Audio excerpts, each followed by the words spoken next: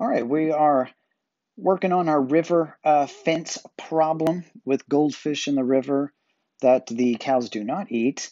Okay, and we did come up with our equation. We came up with a domain. Now it's time to do some calculus.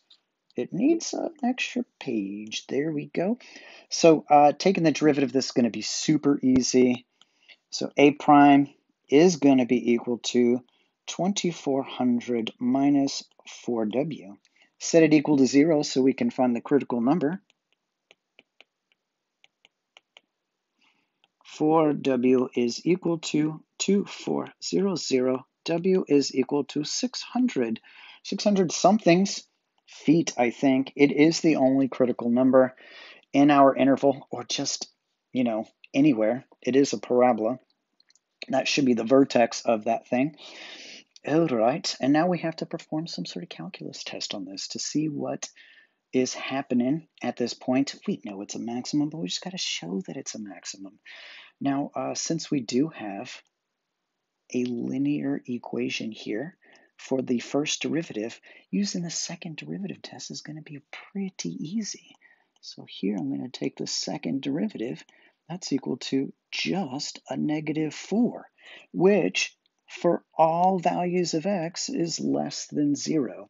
This means that for the entire domain of this, not only the domain that we chose, but the domain all real numbers, second derivative is negative, which means this is concave down.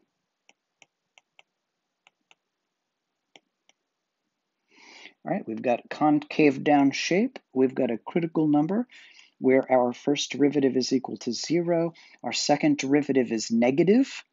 Remember, as far as justification goes, this goes a prime of 600. That's supposed to say 600. There we go. Equals 0. And a double prime of 600 of anything, doesn't even matter, is less than 0.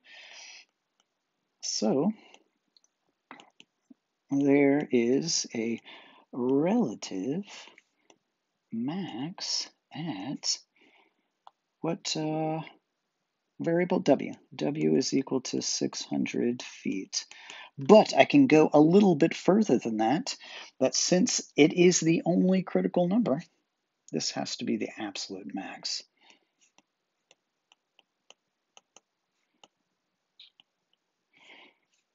Since w equals 600 is the only critical number. Okay, we have ourselves relative max. Have we answered the question?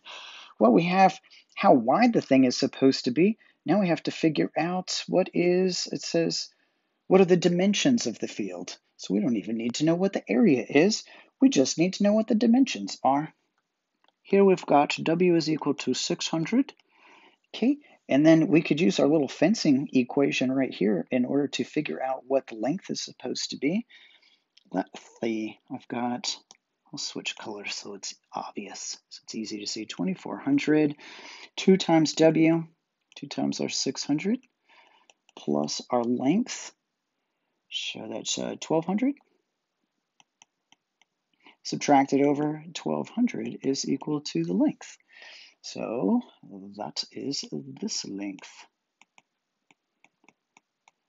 Didn't ask for the maximum area, but it would be pretty easy to get it by just multiplying those two things. So, all right, so there you have it. It was another polynomial type of maximization problem.